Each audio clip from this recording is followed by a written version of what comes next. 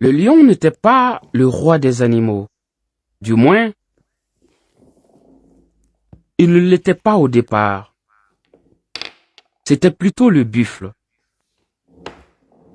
Mais le buffle était un tyran qui faisait trembler toute la savane. Que tu aies raison, tu avais peur. Que tu n'aies pas raison, tu avais raison d'avoir peur de lui. À cette époque, il y avait une seule rivière à laquelle tous les animaux venaient boire. Mais personne n'avait le droit de boire avant le roi buffle. Il venait le premier, il entrait dans la rivière, il s'y baignait, il s'y roulait, et puis ensuite il y faisait tous ses besoins. C'est après que les autres animaux pouvaient s'approcher et boire. Personne n'y pouvait rien. Cela a duré longtemps, très très longtemps, jusqu'à ce jour, la lionne mère était restée au bord de la rivière avec son lionceau. Son lionceau avait soif et allait mourir de soif. Elle s'est approchée de l'eau et en a donné un tout petit peu à son petit.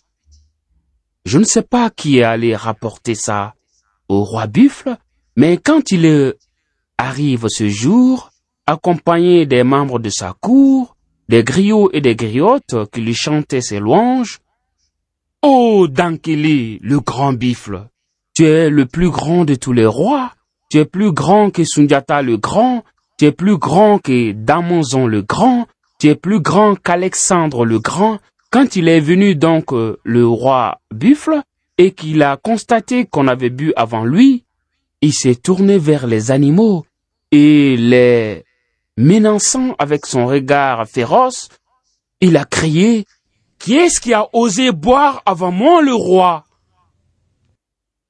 Tous tremblaient, mais personne ne voulait dénoncer la lionne. C'est la hyène qui s'est levée et a dit « C'est la lionne qui a bu avant toi.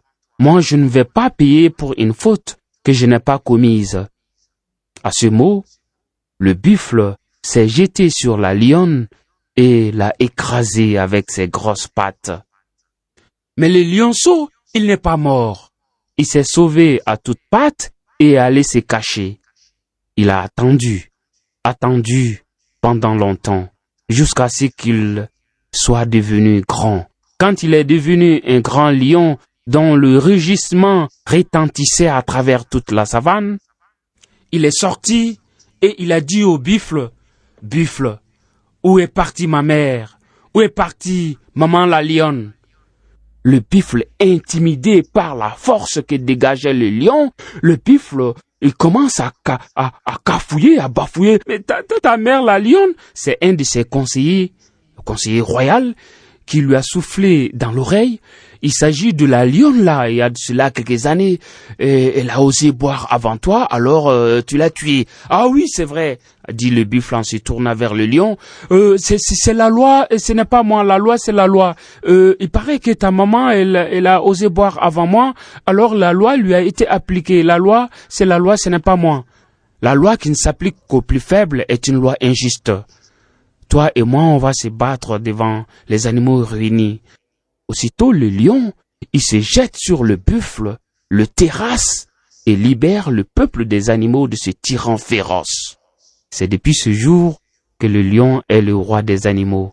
Mais malgré sa force, il ne s'attaque jamais aux plus petits.